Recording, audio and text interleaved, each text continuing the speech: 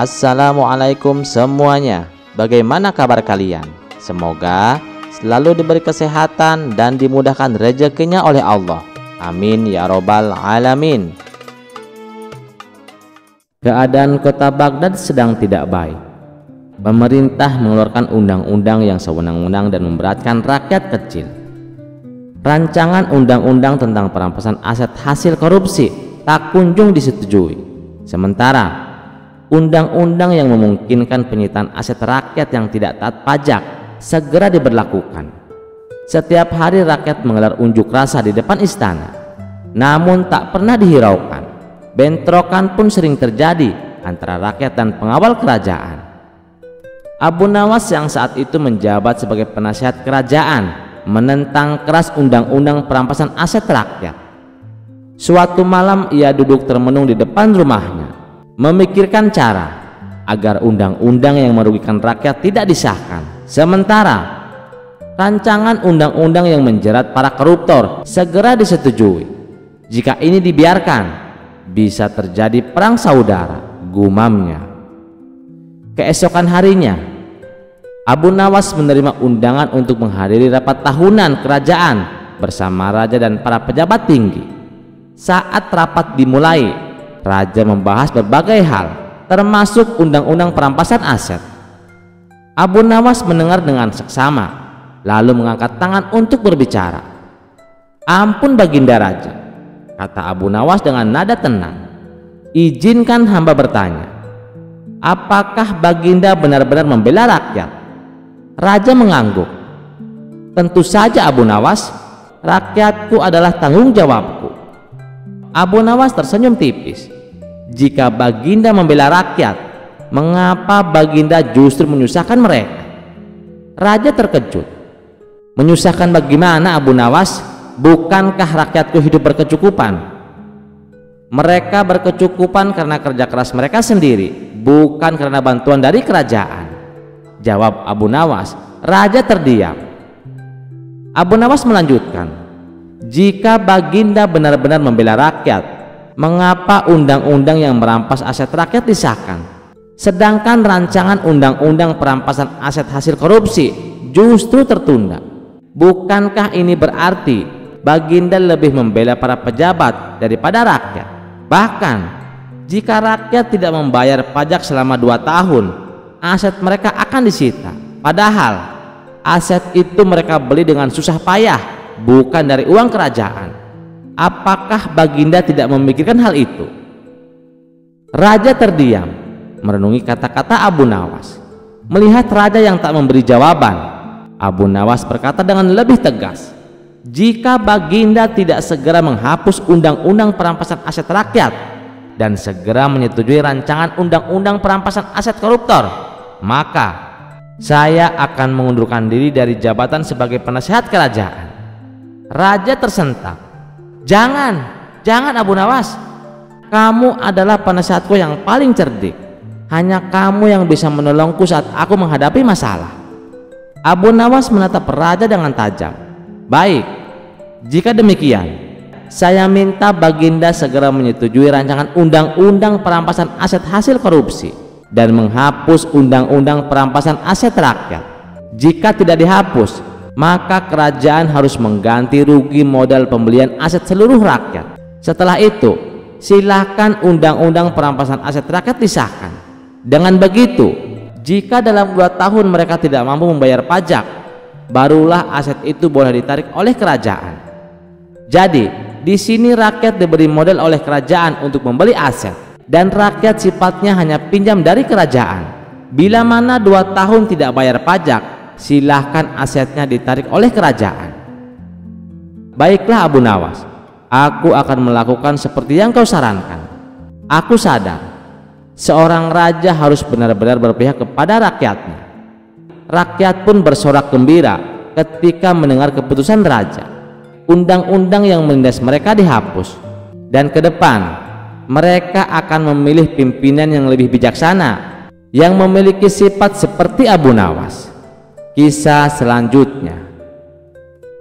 Suatu hari seorang ulama istana yang merasa dirinya lebih pandai ingin menjatuhkan Abu Nawas di hadapan raja dan para pejabat kerajaan.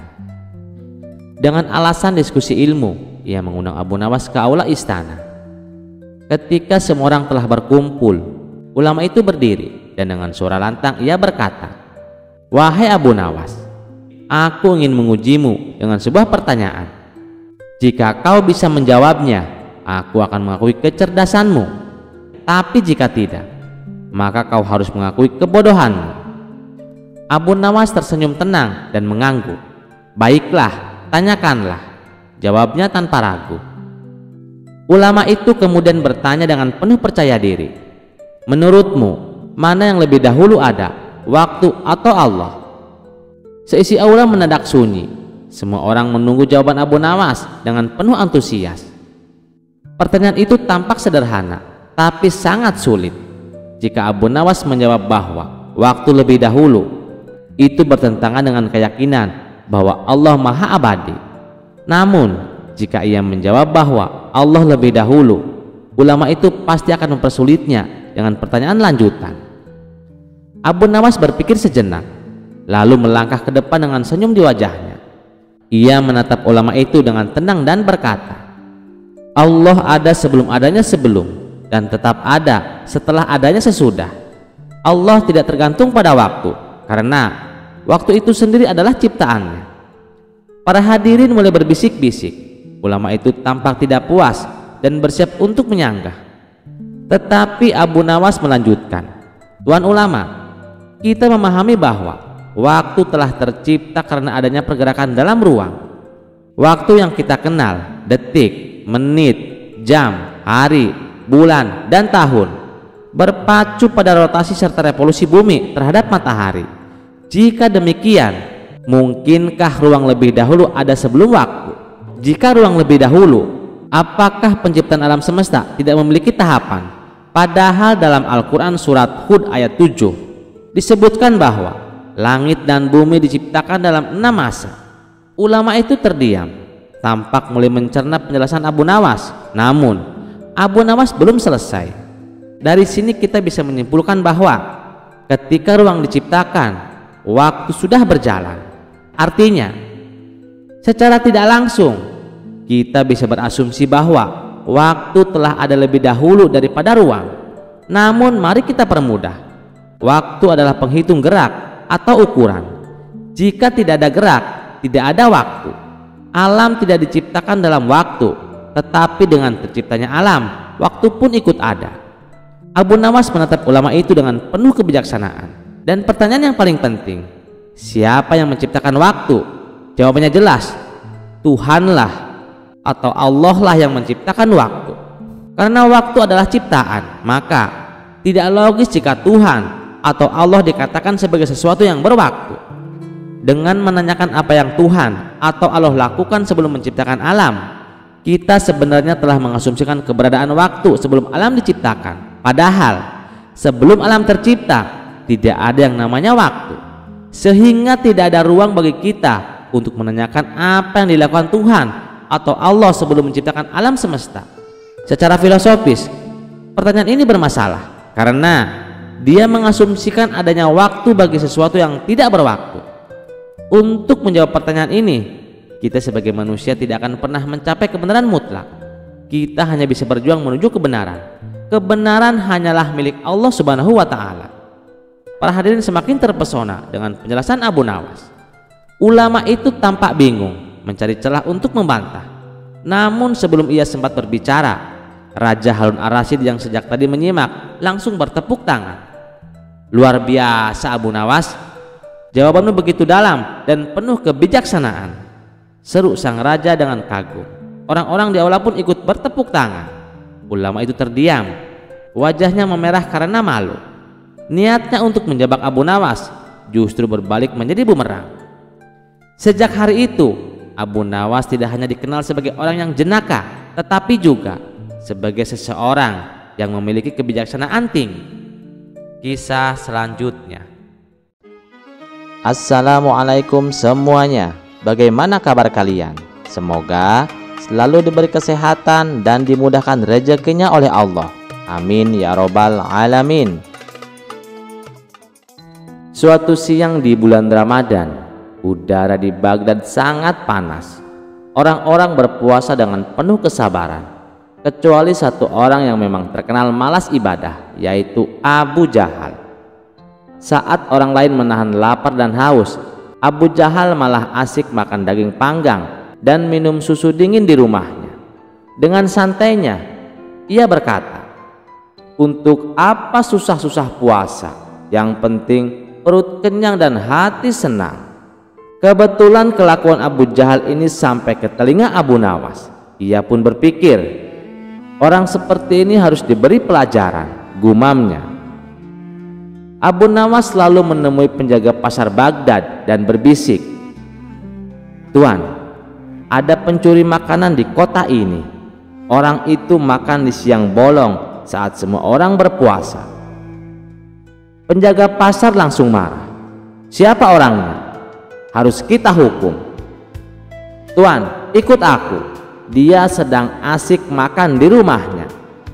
Bersama beberapa penjaga pasar, Abu Nawas menuju rumah Abu Jahal. Di depan rumahnya, Abu Nawas pura-pura berteriak dengan suara panik, "Celaka! Ini celaka! Ada orang kerasukan jin lapar." Penjaga pasar kebingungan. "Jin lapar? Apa maksudmu, Abu Nawas?" "Iya, aku melihat dengan mataku sendiri. Orang itu tidak bisa berhenti makan meskipun ini bulan Ramadan. Itu pasti jin lapar yang menyamar jadi manusia." Para penjaga langsung menerobos masuk ke rumah Abu Jahal. Dan benar saja, mereka mendapati Abu Jahal sedang makan paha kambing besar dengan tangan kanan memegang roti dan tangan kiri memegang mangkuk susu. Salah satu penjaga berteriak, "Astagfirullah, itu dia jinnya, jin lapar yang menyamar jadi manusia." Abu Jahal tersedak. "Apa? Aku bukan jin, aku adalah Abu Jahal." Tapi para penjaga tidak percaya. Manusia normal tidak mungkin makan sebanyak itu saat Ramadan. Kau pasti jin. Mereka langsung menggotong Abu Jahal keluar rumah dan membawanya ke pasar. Di tengah jalan, banyak orang yang melihatnya sambil berbisik-bisik, "Astagfirullah, ada jin lapar tertangkap. Lihat perutnya besar sekali. Pasti dia makan semua makanan kita." Wajah Abu Jahal merah padam. "Aku bukan jin, aku adalah manusia," teriaknya. Tapi tidak ada yang percaya. Di pasar, para penjaga hampir saja mengikatnya di tiang sebagai tontonan. Tapi sebelum itu terjadi, Abu Jahal berteriak, "Ampun, aku berjanji tidak akan makan di siang hari lagi. Aku akan puasa asal kalian bebaskan aku." Akhirnya para penjaga tertawa dan melepaskannya. Abu Nawas mendekati Abu Jahal dan berbisik, "Nah, sekarang kau tahu rasanya kalau tidak menghormati orang lain yang berpuasa." Sejak saat itu, Abu Jahal tidak berani lagi makan di siang hari selama Ramadan. Hikmah yang bisa kita petik dari cerita ini adalah jangan makan sembarang di bulan puasa, nanti dikira jin lapar. Orang yang malas beribadah pasti akan kena batunya sendiri. Kalau Abu Nawas sudah turun tangan, siap-siap saja kena jebakan. Kisah selanjutnya. Di sebuah kota kecil yang ramai menjelang Lebaran, hiduplah seorang pria cerdik bernama Abu Nawas.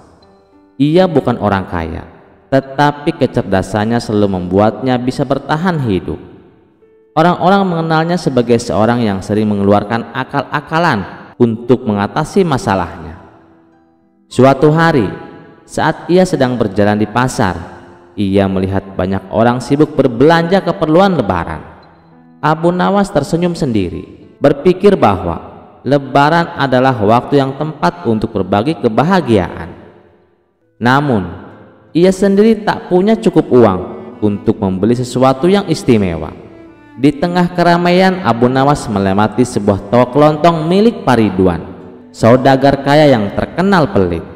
Pak Ridwan selalu menghindari memberi sedekah meskipun ia memiliki kekayaan melimpah. Abu Nawas tersenyum licik, berpikir bahwa ini adalah kesempatan untuk menguji kedermawanan Pak Ridwan. ia masuk ke dalam toko dan mulai bertanya, "Pak Ridwan, apakah Anda menjual THR? Pak Ridwan, apakah Anda menjual THR?" Pak Ridwan mengerutkan kening. "THR? Mana ada toko yang menjual THR, Abu Nawas?" "Oh, jadi THR itu bukan barang yang bisa dibeli. Kalau begitu, mengapa banyak orang yang menerimanya setiap tahun tanpa harus membayar?" Abu Nawas bertanya dengan polos. Pak Ridwan bingung. Ia tahu bahwa Abu Nawas pasti sedang merencanakan sesuatu, tetapi ia tidak ingin kalah debat. THR itu diberikan, bukan dibeli. Itu hak pekerja dari majikannya. Abu Nawas mengangguk. "Oh, jadi kalau seseorang bekerja untuk orang lain, maka ia bisa mendapatkan THR?" "Tentu saja," jawab Pak Ridwan. Abu Nawas tersenyum lebar. "Oh, kalau begitu, Pak Ridwan, saya sudah bekerja untuk Anda sepanjang tahun." Pak Ridwan terkejut. "Hah? Emangnya kapan kamu pernah bekerja untuk saya?" Abu Nawas menjawab dengan santai. "Setiap hari saya selalu berbicara tentang toko Anda kepada orang-orang. Saya memuji kualitas barang dagangan Anda sehingga banyak orang datang dan berbelanja. Bukankah itu semacam promosi? Tanpa saya sadari, saya sudah membantu meningkatkan penjualan Anda." Pak Ridwan terdiam. Orang-orang di sekitar mulai tertawa mendengar akal cerdik Abu Nawas. Mereka semua setuju bahwa promosi dari mulut ke mulut adalah bagian dari pekerjaan yang nyata. Malu karena kalah dalam perdebatan, Pak Ridwan akhirnya mengambil sebuah amplop berisi uang dan memberikannya kepada Abu Nawas. "Baiklah Abu Nawas, ini THR untukmu. Karena kau memang luar biasa dalam berdiplomasi." Abu Nawas tersenyum puas. "Terima kasih Pak Ridwan. Lihat, tidak ada yang salah dalam berbagi. Justru semakin banyak memberi, semakin banyak pula yang akan kita dapatkan." Orang-orang bersorak gembira melihat kejeniusan Abu Nawas. Dengan uang THR yang diterimanya, ia tidak hanya membeli keperluan untuk dirinya sendiri, tetapi juga membaginya kepada anak-anak yatim di kampungnya. Pesan moral yang bisa kita petik dari cerita ini: kecerdikan bukan hanya digunakan untuk keuntungan pribadi, tetapi juga bisa dimanfaatkan untuk mengajarkan kebaikan. Berbagi rezeki tak akan membuat seseorang miskin, justru akan membawa keberkahan yang lebih besar. Kisah selanjutnya. Abu Jahal berulah lagi.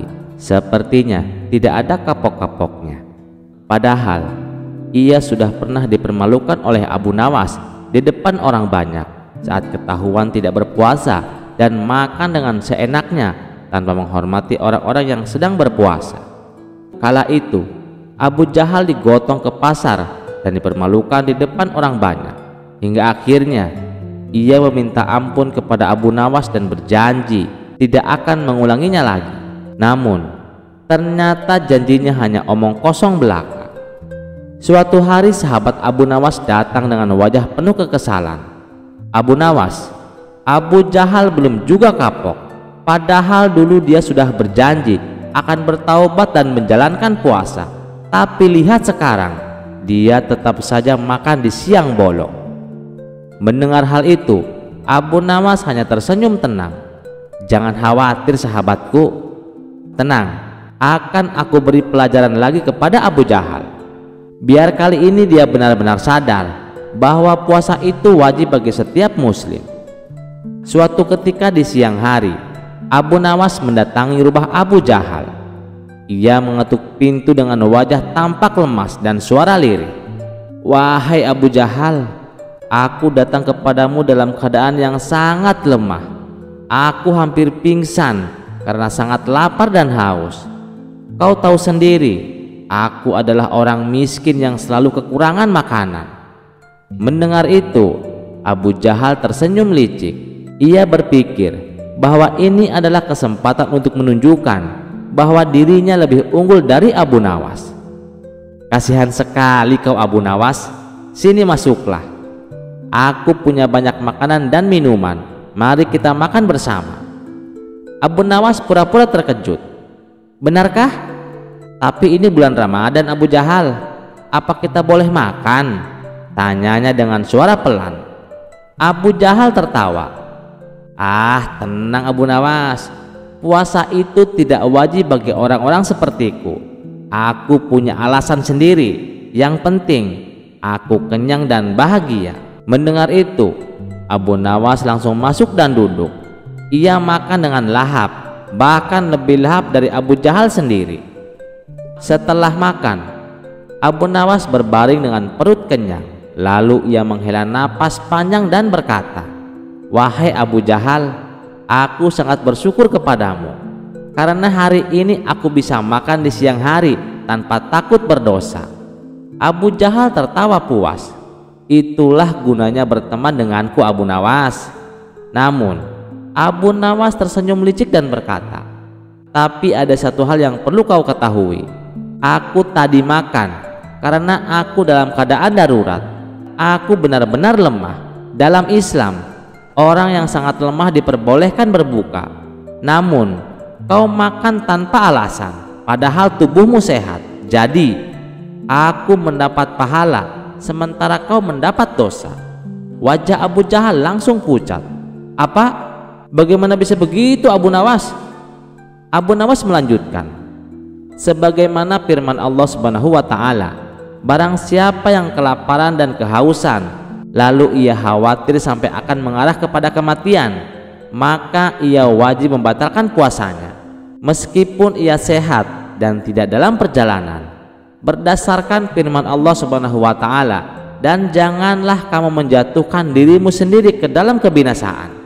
Quran Surat Al-Baqarah ayat 195.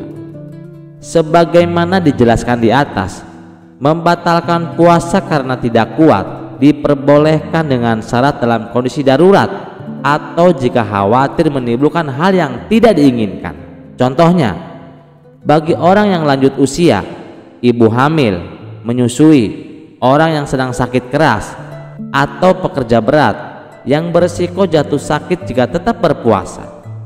Allah Subhanahu wa Ta'ala berfirman dalam surat Al-Baqarah ayat 184, "Dan bagi mereka yang tidak sanggup berpuasa kecuali dengan mengalami kesukaran yang sangat, wajib membayar fidyah, yaitu memberi makan seorang miskin." Sudah paham apa yang aku jelaskan Abu Jahal? Abu Jahal terdiam, lalu berkata, "Abu Nawas, aku sudah berdosa yang sangat besar. Ampuni aku Abu Nawas. Mintalah ampunan kepada Allah Subhanahu wa Ta'ala. Segeralah kamu bertobat," sahut Abu Nawas. Sejak saat itu Abu Jahal mulai berubah dan menjalankan kewajibannya sebagai seorang muslim. Ia mulai berpuasa di hari-hari berikutnya serta membayar fidyah sebagai denda karena sengaja tidak berpuasa di hari-hari sebelumnya. Ia mulai berpuasa di hari-hari berikutnya serta membayar fidyah sebagai denda karena sengaja tidak berpuasa di hari-hari sebelumnya. Dengan penuh kesadaran, ia terus menjalankan ibadah puasa sebagai bentuk taubat dan pengganti hari-hari yang telah terlewat. Kisah selanjutnya, Raja Harun al-Rasyid duduk di singgasananya dengan senyum penuh kelicikan. Ia tak pernah bosan menguji kecerdasan Abu Nawas. Hari itu ia memanggilnya ke istana dengan tantangan baru. Ketika Abu Nawas tiba, raja berkata, "Abu Nawas, aku ingin kau menghitung semua bintang di langit. Jika kau bisa melakukannya, aku akan memberikanmu hadiah besar. Tapi jika tidak, kau akan dianggap tidak lagi cerdik dan akan dihukum." Abu Nawas mengelus janggutnya dan menjawab, "Ampun Baginda, menghitung bintang di langit itu sangat mustahil Baginda." Raja tersenyum penuh tipu daya. "Jadi kau menolak Abu Nawas?" "Tidak Baginda, tidak, hamba tidak menolak." "Baiklah Baginda, saya akan melaksanakan tugas ini." Saat Abu Nawas keluar dari istana, beberapa menteri menertawakannya. Mereka berbisik-bisik, kali ini Abu Nawas pasti dihukum. Tidak mungkin ia bisa menghitung bintang." Namun Abu Nawas tetap melangkah dengan tenang. Sesampainya di rumah, ia termenung sejenak, lalu tiba-tiba ia tersenyum. Sebuah ide cemerlang muncul di benaknya. Tanpa membuang waktu, ia pergi ke pantai dan mengambil satu karung penuh pasir halus. Ia menggotong karung itu pulang dengan penuh keyakinan. Keesokan harinya Abu Nawas kembali ke istana dengan membawa kantong berisi pasir. Semua orang di istana menatapnya dengan penuh rasa penasaran. Raja menatapnya dengan sinis. "Abu Nawas, apakah kau sudah melaksanakan tugas yang aku berikan?" Abu Nawas tersenyum lebar. "Tentu saja sudah, Baginda." Raja mengangguk. "Lalu, berapa jumlah bintang di langit?" Dengan penuh percaya diri, Abu Nawas meletakkan kantong berisi pasir di hadapan raja. "Baginda, semua bintang di langit ada di dalam karung ini." Semua orang terkejut dan mulai berbisik-bisik. Raja pun segera membuka karung tersebut dan ternyata isinya hanyalah pasir. Seketika wajah raja berubah merah padam. "Apa-apaan ini, Abu Nawas? Ini hanya sekarung pasir," bentak raja dengan marah. Abu Nawas tetap tenang dan menjawab, "Benar, Baginda, pasir yang ada di dalam karung ini jumlahnya sama dengan jumlah bintang di langit. Jika Paduka tidak percaya, silahkan hitung sendiri." Ruangan menjadi hening. Para menteri yang sebelumnya menertawakan Abu Nawas kini terdiam, tak tahu harus berkata apa. Raja pun dibuat pusing 7 keliling. Namun tak lama kemudian ia tertawa terbahak-bahak. "Hahaha, kau memang cerdik, Abu Nawas. Aku mencoba menjebakmu, tapi kau selalu punya cara untuk mengakaliku." Karena kagum dengan kecerdikan Abu Nawas, raja pun menghadiahinya dengan pundi-pundi uang emas. Sementara para menteri yang sempat menertawakannya hanya bisa menelan ludah. Seperti biasa, Abu Nawas pulang dengan kemenangan, membuktikan bahwa akal cerdiknya tak tertandingi. Kisah selanjutnya. Menjelang bulan Ramadan, sudah menjadi kewajiban bagi umat Islam untuk menjalankan ibadah puasa selama sebulan. Baginda raja yang sudah terbiasa tentu bukanlah merupakan beban baginya, bahkan menjadi momentum yang dinanti-nantikan. Apalagi dengan seorang Abu Nawas, ulama sufi yang taat menjalankan perintah agama. Pada suatu hari Baginda raja bertanya kepada Abu Nawas, "Kenapa sih puasa di bulan Ramadan hanya sebulan?" Abu Nawas menjawab, "Itu kan sudah ketetapan dari Allah, Paduka. Kita selaku hambanya cukup menjalankan." Sesaat Baginda raja terdiam, seolah tidak puas dengan jawaban tersebut. "Emangnya kenapa, Paduka? Apakah Paduka keberatan menjalankan puasa sebulan?" tanya Abu Nawas. "Tidak, aku justru merasa bahagia," balas Baginda raja. "Jadi begini, Abu Nawas, ngomong-ngomong tentang puasa, apakah kamu sanggup bila puasa setahun penuh?" tanya Baginda raja. "Waduh, saya kurang tahu, Paduka. Lagian tidak ada perintahnya, Paduka. Ngapain harus menyiksa diri?" jawab Abu Nawas. "Kamu itu kan ulama sufi, Abu Nawas. Masa tidak kuat? Begini saja, aku ada tantangan untukmu," ucap Baginda raja. "Hah? Tantangan apa itu?" tanya Abu Nawas heran. "Aku tantang kamu berpuasa setahun penuh. Tapi puasa yang akan kamu lakukan harus sesuai dengan anjuran agama. Apakah kamu sanggup?" tanya balik Baginda raja. Sontak Abu Nawas terkejut mendengarnya. Dalam hati ia berkata, "Hah? Emangnya ada puasa setahun? Itu kan perkara bid'ah yang tidak diajarkan Rasulullah. Bagaimana, Abu Nawas? Kau berani tidak menerima tantangan ini?" desak Baginda raja. "Maaf yang mulia, bukannya saya tidak sanggup, tetapi saya bingung mencari alasan untuk membenarkan ibadah puasa yang akan saya lakukan," ujar Abu Nawas. "Itu urusanmu. Bukankah kau ulama sufi yang terkenal cerdik? Pasti kau bisa menemukan jawabannya," tukas Baginda raja. Setelah berpikir keras, akhirnya Abu Nawas mendapatkan ide yang cemerlang. "Baiklah Paduka yang mulia, saya terima tantangan Paduka. Tetapi berhubung sekarang masih bulan Ramadan, kita tunda dulu sampai puasanya selesai," kata Abu Nawas. Singkat cerita, setelah bulan Ramadan berlalu, Abu Nawas ditagih janjinya oleh Baginda Raja. "Wahai Abu Nawas, kapan kau akan menjalankan tantanganmu?" tanya Baginda Raja. "Nanti Paduka, nanti," jawab Abu Nawas. "Iya, tapi kapan?" tanya Baginda Raja tak sabar. "Sabar ya Paduka," jawab Abu Nawas. Begitulah seterusnya. Setiap kali ditanya, Abu Nawas selalu mengelak dengan jawaban yang sama. Hingga pada suatu hari Baginda Raja kembali bertanya, Abu Nawas, kau selalu saja mengulur-ngulur waktu. Kalau kau tak sanggup bilang saja. Ini sudah sampai bulan Desember, bahkan sebentar lagi datang bulan Januari." Abu Nawas membalas, "Baik Paduka yang mulia, besok hari Kamis saya akan menjalankan tantangan tersebut." Ketika hari Kamis telah tiba, Abu Nawas pun menjalankan puasa untuk memenuhi tantangan Baginda Raja. Kemudian pada hari Jumatnya, Abu Nawas segera mendatangi istana. "Jadi, mulai kemarin kau sudah berpuasa Abu Nawas?" tanya Baginda Raja. "Benar Paduka yang mulia, dan alhamdulillah saya sudah berpuasa setahun penuh," jawab Abu Nawas. Baginda Raja pun heran mendengar pengakuan Abu Nawas. "Setahun penuh? Bagaimana mungkin Abu Nawas? Kau baru saja puasa sehari," ujar Baginda Raja. "Begini Paduka yang mulia, kemarin waktu hari Kamis itu adalah akhir tanggal bulan Desember, dan sekarang sudah awal bulan Januari dengan tahun yang berbeda. Itu berarti saya sudah menjalankan puasa selama setahun, dan ibadah puasa yang saya lakukan sesuai dengan yang dianjurkan Rasulullah, yaitu berpuasa pada hari Kamis.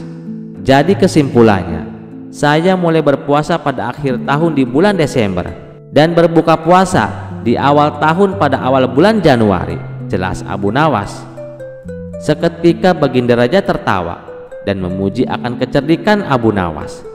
Ia pun akhirnya mendapatkan hadiah berupa pundi-pundi uang dari Baginda Raja. Kisah selanjutnya. Di sebuah kota kecil yang ramai menjelang Lebaran, hiduplah seorang pria cerdik bernama Abu Nawas. Ia bukan orang kaya, tetapi kecerdasannya selalu membuatnya bisa bertahan hidup. Orang-orang mengenalnya sebagai seorang yang sering mengeluarkan akal-akalan untuk mengatasi masalahnya. Suatu hari, saat ia sedang berjalan di pasar, ia melihat banyak orang sibuk berbelanja keperluan Lebaran. Abu Nawas tersenyum sendiri, berpikir bahwa Lebaran adalah waktu yang tepat untuk berbagi kebahagiaan. Namun, ia sendiri tak punya cukup uang untuk membeli sesuatu yang istimewa. Di tengah keramaian, Abu Nawas melewati sebuah toko kelontong milik Pak Ridwan, saudagar kaya yang terkenal pelit. Pak Ridwan selalu menghindari memberi sedekah meskipun ia memiliki kekayaan melimpah.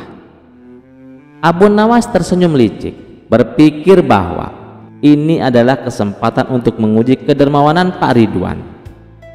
Ia masuk ke dalam toko dan mulai bertanya, "Pak Ridwan, apakah Anda menjual THR?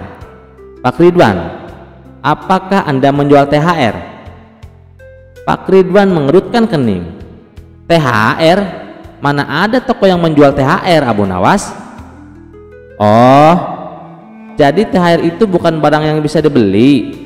Kalau begitu, mengapa banyak orang yang menerimanya setiap tahun tanpa harus membayar?" Abu Nawas bertanya dengan polos.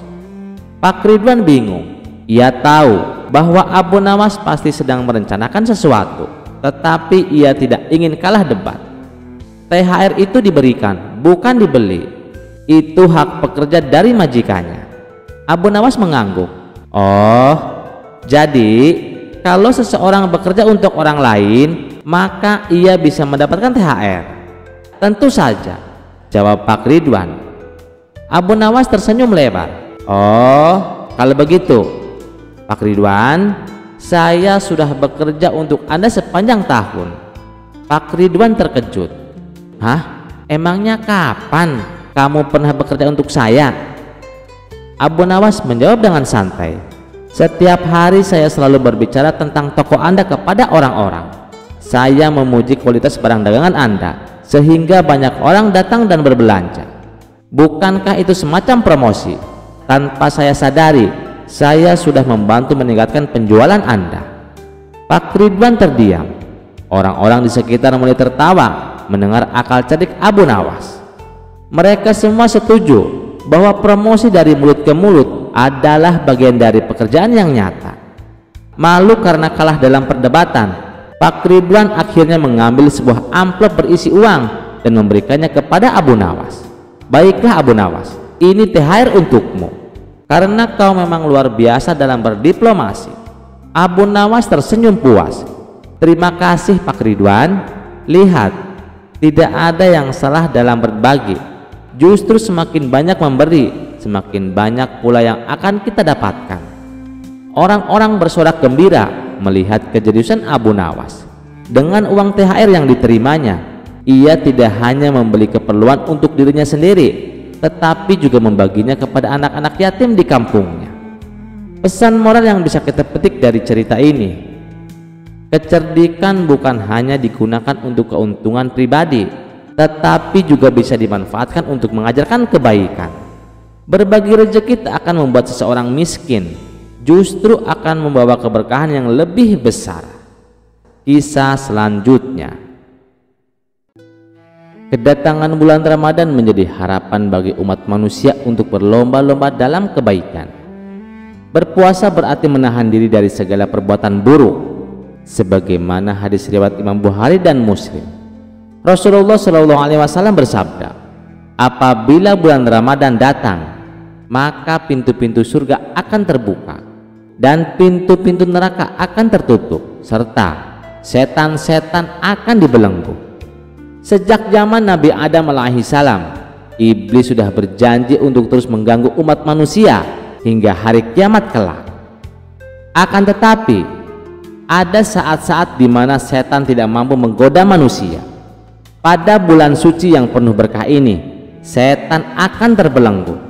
Intensitas setan dalam menggoda manusia menjadi terbatas, tidak seperti di hari biasa. Namun, ada beberapa setan yang tetap berkeliaran.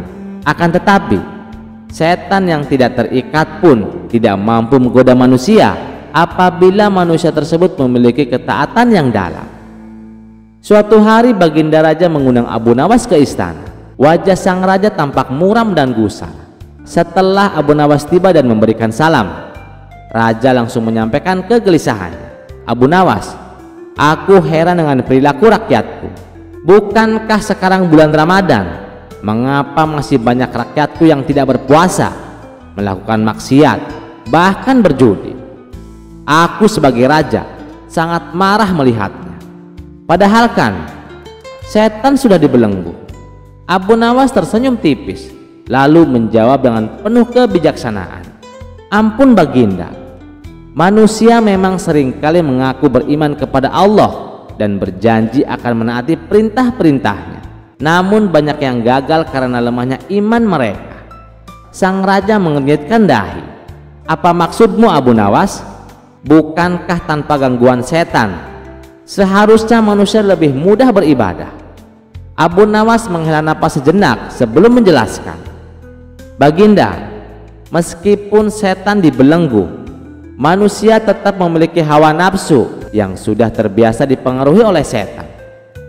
Bukankah sebelum Ramadan tiba, setan telah menanamkan kebiasaan buruk dalam diri manusia?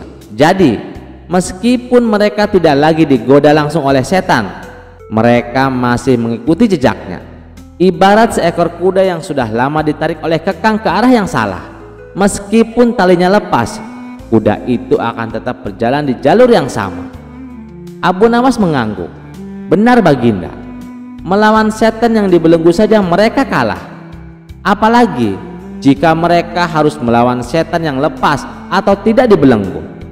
Jika manusia ingin benar-benar bebas dari godaan, mereka harus melatih diri untuk menundukkan bahwa nafsunya sepanjang tahun bukan hanya di bulan Ramadan. Sang raja termenung sejenak, kemudian ia mengangguk mantap. Kau benar Abu Nawas, aku harus lebih memperhatikan rakyatku, tidak hanya saat Ramadan, tetapi sepanjang waktu. Aku akan memastikan mereka mendapatkan pendidikan agama yang lebih baik, agar mereka tidak hanya mengandalkan setan sebagai alasan atas perbuatan buruk mereka. Abu Nawas tersenyum, merasa lega karena baginda mulai memahami hakikat permasalahan ini. Ia pun berpamitan meninggalkan istana dengan hati yang tenang. Sementara sang raja mulai merencanakan cara untuk memperbaiki akhlak rakyatnya. Kisah selanjutnya. Sejumlah pakar sejarah menyebutkan bahwa sejarah teror dalam agama Islam dilakukan oleh sekelompok kaum radikalis. Mereka dikenal sebagai kelompok yang intoleran, fanatik, dan eksklusif, atau istilahnya adalah teroris. Bahkan ulama besar menjadi target kaum radikalis dalam aksi teror-teror mereka. Bahkan pula pernah diancam untuk dibunuh. Suatu ketika Abu Nawas tengah sholat asar di masjid.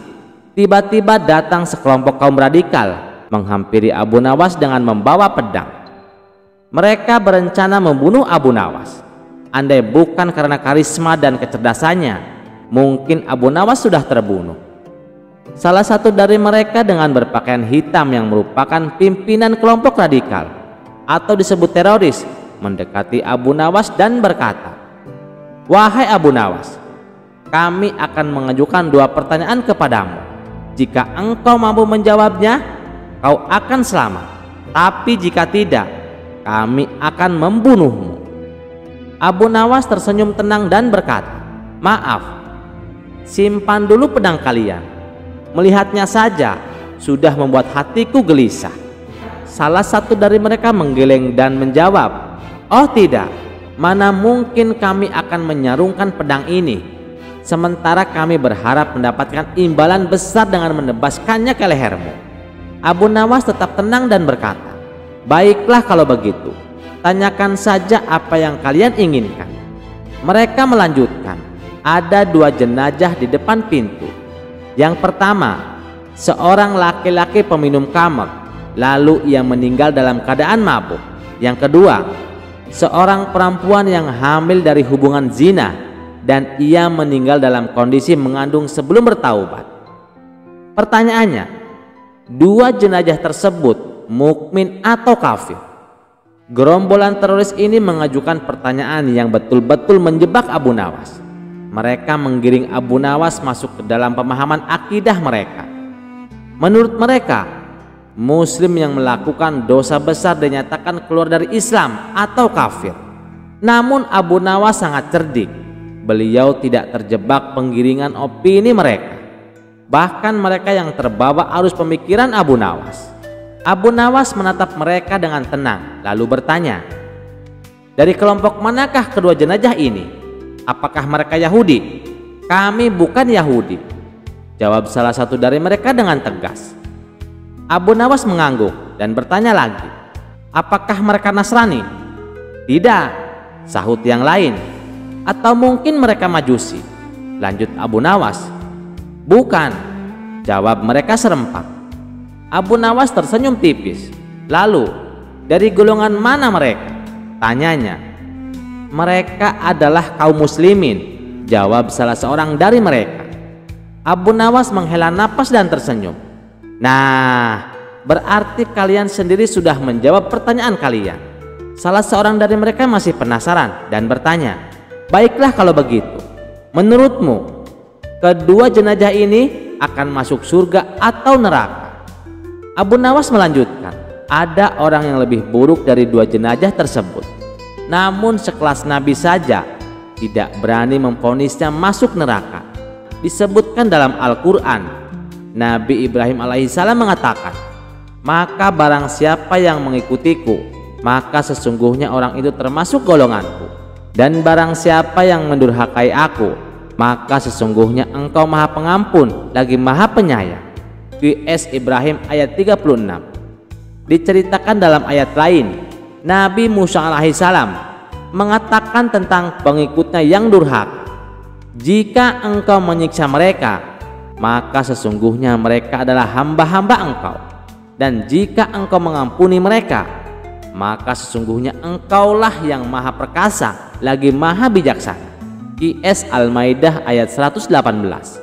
Mendengar jawaban lugas dan cerdas dari Abu Nawas, sekelompok kaum teroris itu mati kutu hingga mereka menundukkan kepala dan undur diri. Mereka gagal membunuh Abu Nawas.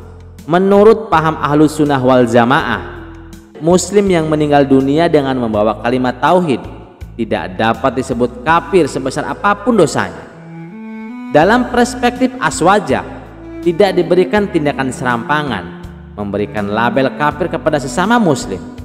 Tidak selayaknya seorang Muslim mengkapling surga hanya untuk golongannya, sedangkan saudara Muslim yang lain masuk neraka. Nasib seorang manusia kelak, baik disiksa atau diampuni, semuanya adalah hak prerogatif Allah Subhanahu wa Ta'ala. Kisah selanjutnya. Pada suatu hari, Abu Nawas pergi ke pasar untuk membeli daging. Saat sedang memilih-milih, tiba-tiba datang 3 orang preman bertato yang terkenal sadis. Mereka memalak setiap orang yang ada di pasar dengan golok di tangan. Tak satu pun orang berani melawan, karena siapapun yang menentang, mereka pasti akan dibunuh. Satu persatu para pedagang dan para pembeli di pasar dipaksa menyerahkan uang. Ada yang memberi 1 dinar, ada yang memberi 2 dinar, bahkan lebih demi menyelamatkan diri mereka. Ketika giliran Abu Nawas tiba, seorang preman mendekatinya dan berkata, "Mana uangmu?" Namun Abu Nawas hanya tersenyum dan diam. Preman itu mengulang dengan suara lebih keras, "Mana uangmu?" Namun Abu Nawas tetap diam dan tersenyum. Merasa tidak dihiraukan, preman itu akhirnya berteriak, "Mana uangmu wahai pria tuli?" Namun seketika preman itu terdiam dan merenung. Kenapa aku harus berteriak-teriak padahal dia tuli? Akhirnya mereka pun mencoba berbicara dengan bahasa isyarat, tetapi Abu Nawas tetap tidak bereaksi dan tampak kebingungan. Merasa frustasi dan tidak tahu harus berkata apa, ketiga preman itu menyerah. Mereka mengangkat tangan tanda pasrah dan pergi meninggalkan Abu Nawas tanpa mengambil sepeser pun uang darinya. Sementara itu mereka tetap membawa sekantong penuh uang hasil memalak orang-orang di pasar. Setelah para preman pergi, orang-orang berlari mendekati Abu Nawas dan bertanya, "Wahai tuan, siapa nama Anda?" Abu Nawas pun tersenyum dan berkata, "Perkenalkan, saya Abu Nawas." Mereka pun terkejut, "Loh, tuan tidak tuli?" Abu Nawas pun tertawa kecil dan menjawab, "Saya normal, pendengaran saya pun baik. Bahkan tadi saat mereka berteriak di telinga saya, hampir pecah genang telinga saya. Namun saya tetap berpura-pura tuli agar bisa lolos dari mereka tanpa kehilangan uang sepeser pun." Setelah itu Abu Nawas memberikan nasihat kepada orang-orang di pasar. Dalam hidup, kepintaran tidak selalu harus digunakan untuk melawan dengan kekuatan. Kadang berpura-pura bodoh atau lemah justru bisa menyelamatkan kita dari bahaya yang lebih besar. Gunakan akal dan kecerdikanmu untuk menghadapi situasi yang sulit, karena tidak semua pertempuran harus dimenangkan dengan kekerasan. Orang-orang di pasar pun mengangguk setuju dan belajar satu hal penting dari kecerdikan Abu Nawas. Kisah selanjutnya. Dikisahkan, Abu Nawas memiliki seorang tetangga yang sering mengganggu dan menyakitinya. Hampir setiap hari, si tetangga kerap menyombongkan diri, berteriak keras, dan memukuli tiang rumah Abu Nawas. Tak jarang pula saat Abu Nawas sedang duduk bersama sahabat-sahabatnya dan hendak mengawali pembicaraan, si tetangga datang memukul tiang rumah Abu Nawas. Kebanyakan orang mungkin akan merasa terganggu dengan ulas orang seperti tetangga Abu Nawas. Hingga suatu ketika salah satu sahabat Abu Nawas berkata, "Wahai Abu Nawas, sampaikanlah pada tetanggamu agar berhenti mengganggu kami." Beliau menjawab dengan tenang, Dia itu tetanggaku, aku sama sekali tidak terganggu olehnya. Pada suatu malam, Abu Nawas sedang bersantai bersama kawan-kawannya. Namun saat itu mereka tak lagi mendengar suara gaduh dari tetangga yang biasa mengganggunya. Tak lama kemudian, Abu Nawas bertanya kepada sahabatnya, "Di manakah kawanku yang selalu melantunkan syair?" Sahabat-sahabatnya tak langsung menjawab, mereka malah saling menoleh satu sama lain sambil tertawa. Abu Nawas bertanya, "Mengapa kalian tertawa?" Mereka menjawab, "Allah telah membebaskanmu dari keburukan tetanggamu itu." Abu Nawas bertanya, "Memangnya apa yang telah menimpa tetanggaku itu?" Salah satu sahabatnya menjawab, "Dia sudah ditangkap oleh pihak keamanan dan dijebloskan ke dalam penjara." Abu Nawas menjawab, "Aku wajib." Pada saat itu pula Abu Nawas bangkit, ditanya oleh sahabat-sahabatnya, "Wajib apa wahai Abu Nawas?" Beliau menjawab, "Wajib memberikan pertolongan." Saat itu pula Abu Nawas berangkat, padahal waktu sudah cukup malam. Beliau mengetuk pintu khalifah yang ada di Baghdad. "Siapa yang di pintu?" tanya salah seorang dari dalam rumah. "Aku Abu Nawas." Terdengar lagi jawaban dari dalam, "Abu Nawas? Benarkah itu Abu Nawas?" Sebab Abu Nawas tidak datang kepada khalifah kecuali bila diminta atau diundang. Akhirnya pintu terbuka dan ternyata benar, di depan pintu sudah berdiri Abu Nawas. "Selamat datang Tuan," kata penjaga rumah khalifah. "Aku ingin bertemu khalifah," ucap Abu Nawas. "Khalifah sudah masuk ke kamar istrinya Tuan." "Aku tidak tahu apakah beliau sudah tidur atau belum," jawab si penjaga. "Coba lihat dan tanyakan padanya," desak Abu Nawas. Kemudian si penjaga mengetuk pintu khalifah. Khalifah pun terkejut dan bertanya, "Siapa di sana?" Dijawab oleh si penjaga, "Ada tuan kita Abu Nawas." Dijawab oleh khalifah, "Apakah engkau sudah tidak sehat? Sebab Abu Nawas biasanya tidak datang kepada kami kecuali di siang hari. Mengapa sekarang datang di malam hari? Selain itu, dia juga tidak bisa datang kecuali diminta oleh kami." Dijawab lagi oleh si penjaga, "Sekarang dia sudah berada di sini." Akhirnya sang khalifah mengenakan pakaian seperlunya lalu keluar. "Ada apa, wahai Abu Nawas?" tanya sang khalifah. Abu Nawas lantas menceritakan maksud kedatangannya.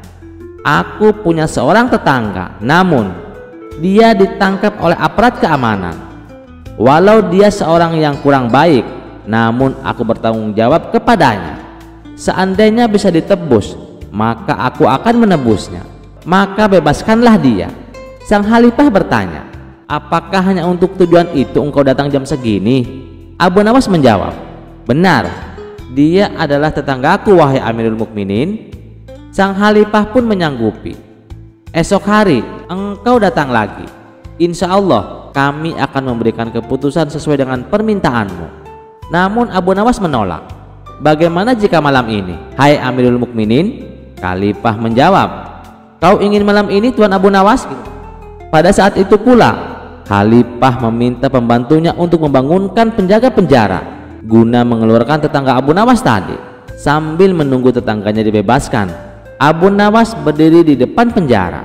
Begitu keluar, lelaki itu pun disambutnya. Akhirnya Abu Nawas berhasil pulang membawa laki-laki yang biasa mengganggunya. Di perjalanan, Abu Nawas menendangkan syair yang biasa dilantunkan tetangganya itu. "Sekarang tak seorang pun menyanyiakan aku, justru aku yang telah menyanyiakan diriku sendiri. Wahai Abu Nawas, aku bersaksi bahwa aku akan bertobat." Sejak saat itu, dia pun berguru kepada Abu Nawas. Demikianlah kisah kebesaran hati Abu Nawas terhadap tetangganya, walaupun tetangganya kerap mengganggu dan berbuat onar. Kisah selanjutnya, Abu Jahal benar-benar murka. Berkali-kali ia berusaha menjebak dan mempermalukan Abu Nawas, tetapi selalu berakhir sebagai pihak yang kalah. Dendam membakar hatinya. "Aku tidak bisa membiarkan ini terus terjadi. Abu Nawas harus menyingkir dari hidupku," geramnya. Dengan penuh amarah ia pergi ke dalam hutan menemui dukun sakti yang konon bisa mengirim santet paling berbahaya. "Tuan, aku ingin Abu Nawas celaka. Buat dia tidak bisa lagi menghinaku di depan orang banyak," ujar Abu Jahal. Dukun itu tersenyum licik. "Tenang, aku akan mengirim santet yang tak bisa dilawan. Makhluk ini akan memasuki rumahnya dan membuatnya sakit seumur hidup. Dia akan merintih kesakitan setiap malam sampai ajal menjemputnya." Mendengar itu Abu Jahal tertawa puas. Kali ini Abu Jawas tidak akan selamat. Malam itu juga dukun sakti itu mulai meramal mantra, membakar kemenyan, dan memanggil makhluk gaib. Dari dalam asap hitam muncul sosok besar dengan mata merah menyala dan tubuh berasap pekat. "Pergilah ke Abu Nawas, celakakan dia," perintah dukun sakti itu. Makhluk itu mengangguk lalu melesat ke langit menuju rumah Abu Nawas. Saat itu Abu Nawas sedang duduk di rumahnya menunggu waktu sahur. Bulan Ramadan telah tiba dan ia tengah bersiap menjalani ibadah puasa.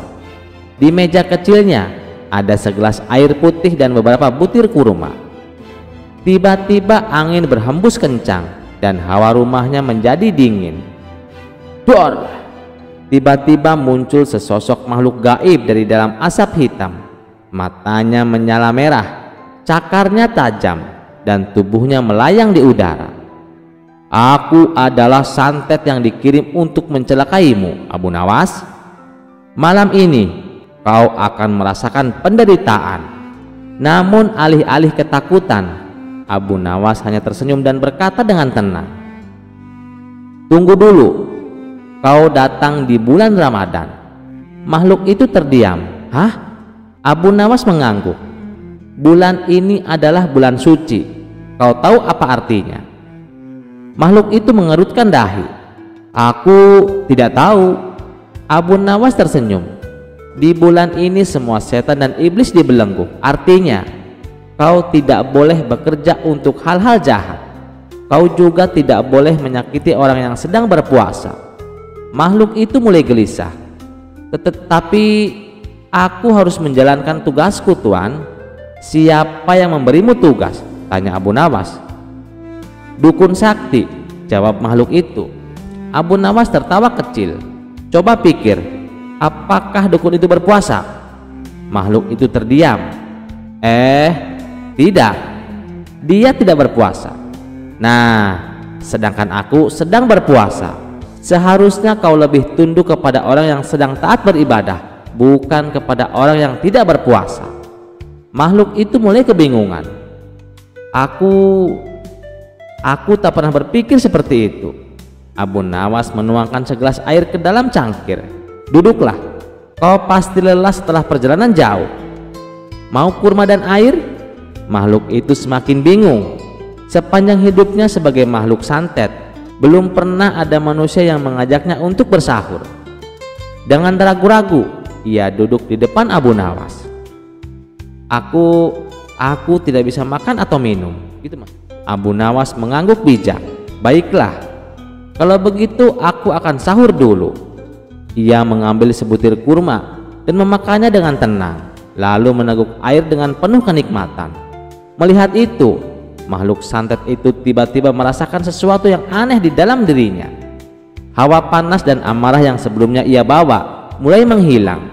Tubuhnya yang hitam pekat mulai pudar dan matanya yang merah berubah menjadi lembut. "Apa yang terjadi padaku?" Abu Nawas tersenyum. "Kau telah tersucikan di bulan Ramadan dan kau tidak lagi menjadi alat kejahatan." Makhluk itu tiba-tiba bersujud di hadapan Abu Nawas. "Mulai hari ini aku tidak mau lagi menjadi alat santet dan aku akan menjadi pelayanmu." Sementara itu di rumahnya, Abu Jahal sedang tertidur nyenyak, bermimpi tentang kehancuran Abu Nawas. Namun tiba-tiba terdengar suara keras di kamarnya. Duar! Ia terbangun dan melihat makhluk santet berdiri di depannya. Apa yang kau lakukan? Bukankah kau seharusnya mencelakai Abu Nawas?" Makhluk itu tertawa. "Aku sudah berubah. Aku tidak lagi menjadi alat kejahatan. Justru aku datang untuk mengembalikan santet ini kepadamu. Tiba-tiba angin berputar-putar di dalam kamar Abu Jahal dan tubuhnya terasa panas. Ia berteriak ketakutan, lalu berlari keluar rumah dalam keadaan setengah telanjang. Para warga yang sedang sahur melihatnya dan tertawa. "Ada apa, Abu Jahal? Kenapa kau berlari seperti itu?" Abu Jahal gemetar. Santet itu kembali kepadaku." Orang-orang hanya menggeleng-geleng kepala. Itulah akibatnya kalau tidak belajar dari kesalahan.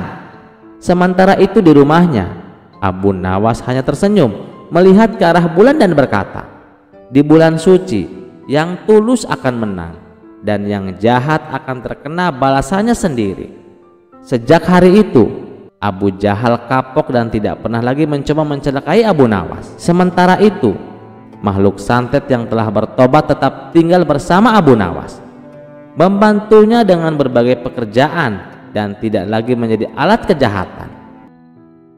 Sekian dulu perjumpaan kita kali ini. Sampai jumpa di kisah selanjutnya. Terima kasih yang sudah setia menonton channel ini. Wassalamualaikum warahmatullahi wabarakatuh.